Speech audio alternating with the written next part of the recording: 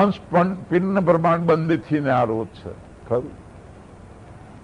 એનું મધ્યમાં સ્થાન બતાવ્યું. એનું મધ્યમાં સ્થાન બતાવ્યું. એ મધ્ય સ્તર કયું? એમ તો એકંદર એમ કહીએ ને તો મહારાજ શ્રી છોટામે પણ આ વિષયના સંબંધમાં એમ બોલ્યા છે. તે કે છે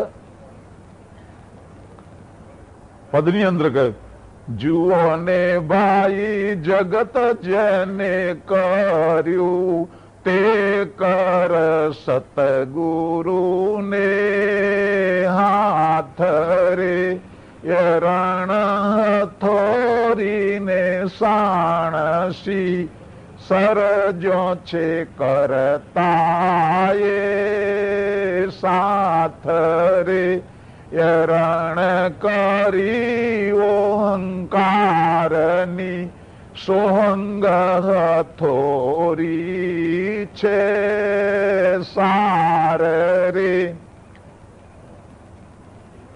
જુઓ ને ભાઈ જગત જેને કર્યું, આ જગતની રચના જેને કરી, એ કળ સદગુરુને હાથ. એ કળ, આ જગત રચનાની કળ સદગુરુના હાથમાં નિજ કરતા એ આપેલી છે. આ સોહંગ સ્વરૂપે સદગુરુ એમના હાથમાં આ કળ એટલે આ કૂંચી આપેલી છે. અને બ્રહ્માંડ પરના બધા પડદા ખોલ્લા કરી અને જેમ સત્યમ યથાવિધિ રચનાને બધી બતાવી દી, બધા અંશોને ઓળખાવી દી અને કર્તાના સન્મુખ પણ આપણને કરી દી. એ ચાવી ભગવાન કરુણા સાગરના હાથમાં છે. એ કર સદગુરુને હાથ, એરણ હથોરીને સોણસી સર્જો છે કરતા એ સાથ. આ ત્રણ વસ્તુઓ છે. એ ત્રણોને એક સાથે નિજ કરતા એ ઉત્પન્ન કરેલા છે. એ રણ હથોરીને સોણસી. એમ આપણે એમ કદાચ પ્રશ્નના રૂપમાં એમ કહીએ કે કોઈ લુહારને લોઢાનું હથિયાર બનાવવું હોય તો શેના પર રાખીને બનાવે? એરણ ઉપર રાખવું પડે. પણ સોણસી ના હોય તો ફકર શેના વડે, અને હથોડી ના હોય તો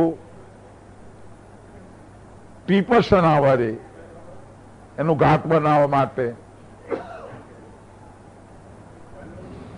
એટલે એક વસ્તુ પહેલી બનાવી છે, બીજી પછી બનાવી છે એમ કહેવા જઈએ તો એનો બંધ બેસતો જ નથી. તો એમ તો પ્રશ્ન ઉભો થાય. કોઈ કે રણ પહેલી બનાવી તો કેવી રીતે બનાવી, શેના ઉપર બનાવી અને કયા હથિયારો વડે? કદાચ એમ કે સોણસી પહેલી બનાવી તો પણ પ્રશ્ન થાય. હથોડી પહેલી બનાવી તો કયા ન્યાય ને કેવી રીતે? એટલે આ ત્રણ સાથે ઉત્પન્ન કર્યો છે. એ સમજ આપણને એમ અહીંયા આપતો એમ કહી. એરણ કરી ઓહંકારની એરણ બનાવી, સોહંગની હથોડી બનાવી. ખરું? નીચે બોલ્યા ત્રધાવૃત્તિ ગુણ સોણસી કર્મોઈ લીધી છે કિરતાર રે, પિંડ બ્રહ્માંડ મધ્ય રહી બોધ્યો છે બીબાનો ઠાઠ રે. ત્રધાવૃત્તિ ગુણ સોણસી. ત્રધા એટલે ત્રણ વૃત્તિઓ. ગુણ એટલે અહીંયા ત્રણ ગુણને નહીં લેવાના. એમ કયા ગુણ? ત્રણ વૃત્તિઓના જે કાર્ય કરવાના ગુણ છે. કઈ વૃત્તિ? સંજમ ભોગ વૃત્તિ. સંજમ ભોગ વૃત્તિનું કામ શું છે? એકબીજાની સાથે તત્વનો સંબંધ જોડી આપવો. એ કામ સંજમ ભોગ વૃત્તિનો છે. એ કામ. પણ ક્રિયાવર્તી એ બધા તત્વોને ક્રિયા કરાવે છે. પોખણી કરીને ક્રિયા કરાવે છે. પણ ઈચ્છા વૃત્તિથી આ બધા તત્વો ઉત્પન્ન થયેલો છે. એટલે આ ત્રણ વૃત્તિના જે ગુણો છે એ ગુણો સાણસી રૂપે નિજ કીર્તારે બનાયા. ઉત્પન્ન કરવાનો ગુણ, સંબંધ ધરાવવાનો અને ક્રિયા કરાવવાનો, આ ત્રણ ગુણ લઈને એની સોણસી બનાવી, ત્રણ વૃત્તિના ગુણની. સોહંગની હથોરી અને ઓહંગની એરણ બનાવી.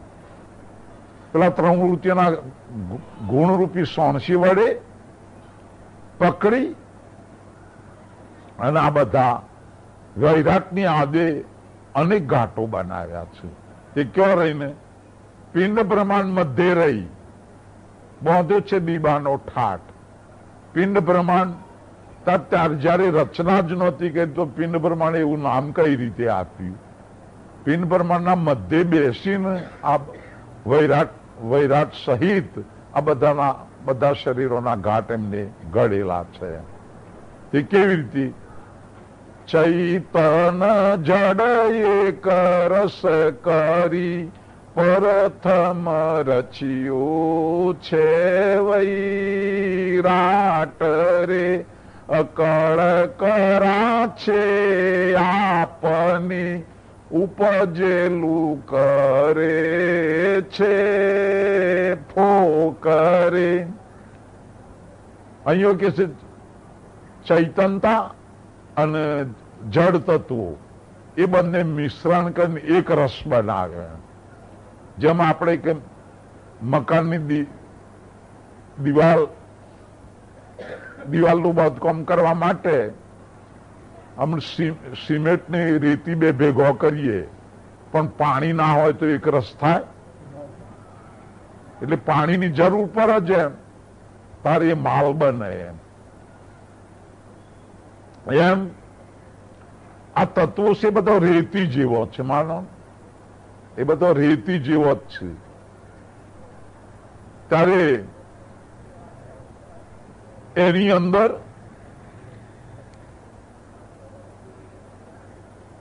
ઈચ્છાવૃત્તિનો જે ગુણ ચિકાસવાળો અંદર મિક્સ કર્યો એમ, એટલે એકબીજાની સાથે તત્વો સંબંધ ધરાવે.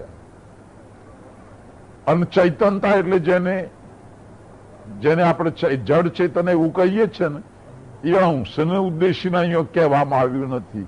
પણ પાંચમી જે સજીવન વૃત્તિ ચૈતન વૃત્તિ કહેવાય છે, એ ચૈતન વૃત્તિ રૂપી પાણી એમ આ બધા તત્વરૂપી મસાલામાં અંદર ભેરવ્યું અને એ ભેરવતો જે માલ બન્યો એમાંથી આ બધા બ્રહ્માંડની આદે અનેક ગાંઠો બનાયા. તે પિંડ બ્રહ્માંડની મધ્ય રહી. તાણે અહીંયા પિંડ બ્રહ્માંડ કોનું નામ આપ્યું? પ્રકાશ બ્રહ્મવૃત્તિનો ત્રણ મહાતત્વો અવિકાશ તત્વને બ્રહ્માંડ